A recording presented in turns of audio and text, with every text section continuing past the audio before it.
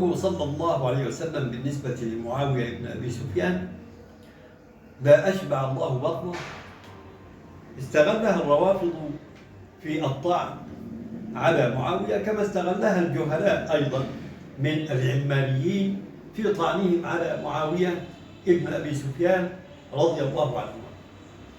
ونقول إنها جاءت في حدث ما.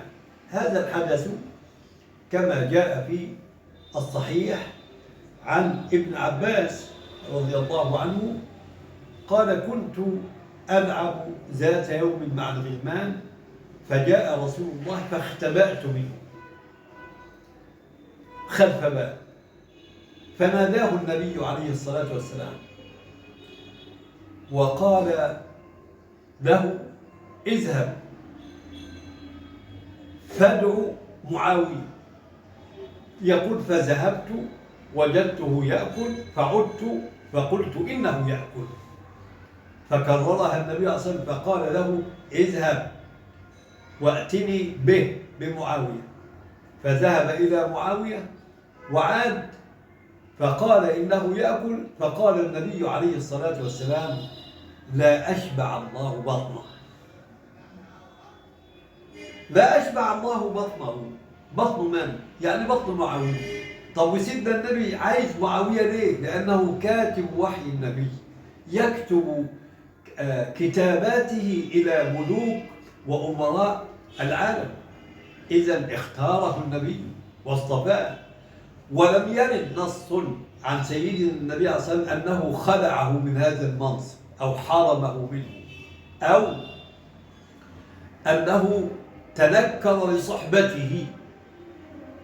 يظل معاوية صحابيا، ويظل معاوية ممن نترضى عنهم عن سائر الصحابة. أيضا كذلك قيل إن النبي صلى الله عليه وسلم عندما قال: لا أشبع الله بطنه، إنه يحكم بالظاهر. الرسول يحكم بالظاهر ويكل السرائر إلى الله رب العالمين. وقيل إن قول النبي عليه الصلاة والسلام: لا أشبع الله بطنه، جرى على عادة العرب من وصلهم الكلام، فيصلون الكلام بغير نية. يعني لم يقصد النبي عليه الصلاة والسلام الدعاء على معاوية، وهو من باب إيه؟ من باب سكنتك أمك، من باب تربت يداك، على سبيل المثال. إذا أخذناها بالظاهر أخذناها كدعاء. وهل كان النبي صلى الله عليه وسلم يدعو على الصحابة؟ أبدا، كان يدعو للصحابة. الأمر الأخير أن النبي عليه الصلاة والسلام لو حدث أنه دعا على أحد الصحابة على سبيل المثال، عندنا النص الصحيح أنه قال: اللهم إنما أنا بشر، فأي المسلمين لعنته أو سببته. وكان النبي صلى الله عليه وسلم ليس بالسباب ولا باللعان ولا بالصخاب عليه الصلاة والسلام.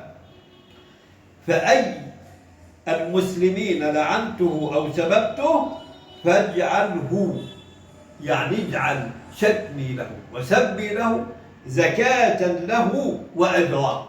زكاة له وإيه؟ وأجرا. إذا قول النبي صلى الله عليه وسلم في حق معاوية رضي الله عنه وأرضاه ما دام ليس بأهل للدعاء عليه، إذن الدعاء من النبي عليه الصلاة والسلام إنما يكون في موازين حسنات معاوية بن أبي سفيان، وقضي الأمر الذي فيه تستفتيان.